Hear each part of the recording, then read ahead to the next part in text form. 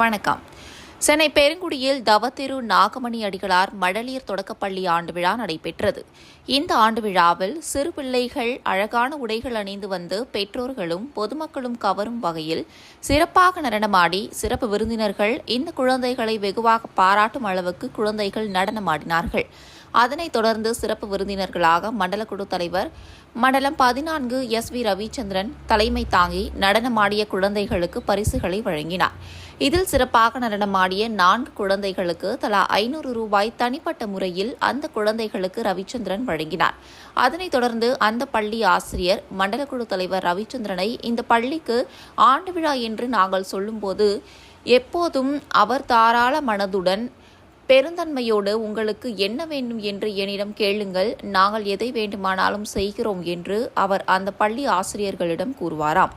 இந்த முறை அவர் முழு மனதோடு அந்த பள்ளிக்கு என்ன வேண்டும் என்றாலும் கேளுங்கள் என்று 50,000 ரூபாய் முழு மனதோடு அந்த பிள்ளைகளுக்கு பரிசுகளை வழங்க வேண்டும் என்று அந்த பணத்தை அந்த பள்ளி ஆசிரியரிடம் கொடுத்துள்ளார்.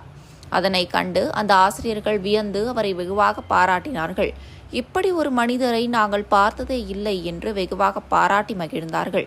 இந்த நிகழ்ச்சியில் 184வது வட்டச் செயலாளர் தேவராஜ் மற்றும் பள்ளி ஆசிரியர்கள், பிள்ளைகளின் பெற்றோர்கள், பொதுமக்கள் என கலந்து கொண்டு இந்த ஆண்டு விழாவை வெகு சிறப்பாக நடத்தினார்கள்.